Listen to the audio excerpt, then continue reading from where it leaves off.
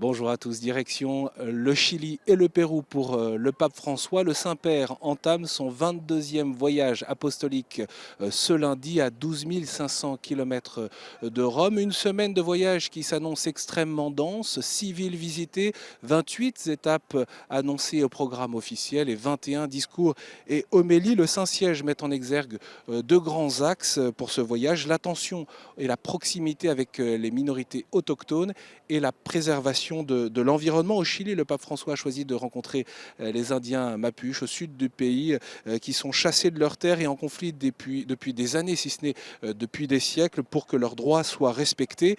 Et au Pérou, c'est à Puerto Maldonado, dans une petite ville à la porte de la forêt amazonienne, que le pape François rencontrera des groupes ethniques, des tribus victimes de la déforestation ou de l'extraction intensive des minerais comme l'or. C'est aussi là qu'on attend du pape François un discours fort dans le prolongement de son encyclique Laudato Si. Après la Birmanie et le Bangladesh, pays où les catholiques sont très peu nombreux, eh bien, le pape François va retrouver des pays à grande majorité catholique où des foules l'attendent avec la joie et la dévotion populaire si expressive dans ces pays. Trois quarts des Chiliens sont catholiques, ils sont près de 90% au Pérou.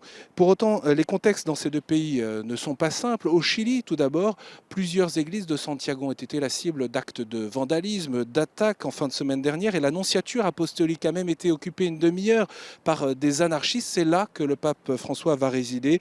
Ces actions, évidemment, sont faites pour marquer l'attention. Elles rappellent cependant les tensions sociales dans le pays. Il faut débattre pour mieux lutter contre la pauvreté, mais un débat sans violence, c'est ce qu'a rappelé immédiatement l'église locale qui se désole, que ça porte une ombre à l'accueil festif auquel tout un pays se prépare depuis plusieurs mois. Les scandales de pédophilie aussi vont marquer cette visite. Il se ressort beaucoup dans les médias sur tous ces points. Le pape François, évidemment, est attendu. Au Pérou, un mot sur le contexte politique également. Le président vient d'échapper à une procédure de destitution mise en cause dans une affaire de corruption et de supposés pots de vin versés par le géant du BTP brésilien.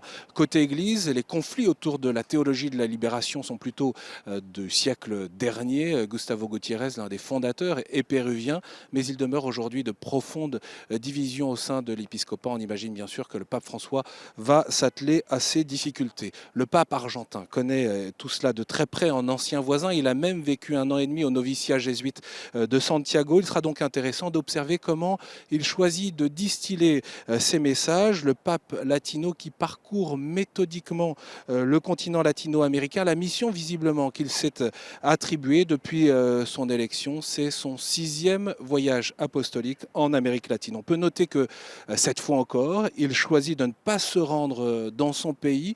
Il verra l'Argentine depuis l'avion, à surveiller donc le télégramme qu'il enverra au chef d'État argentin. Comme à chaque fois, le pape envoie un message au chef d'État qu'il survole. Celui de l'Argentine contiendra-t-il des indices sur son prochain voyage? En tout cas, rendez-vous de notre côté depuis Santiago du Chili pour suivre ce voyage. Le pape François est attendu là-bas à 20h heure locale, 20h10 pour être précis. Vous pourrez suivre cela bien sûr en direct sur KTO. Il sera minuit à Paris et l'ensemble du programme il se trouve sur le site internet de KTO, ktotv.com. À très bientôt.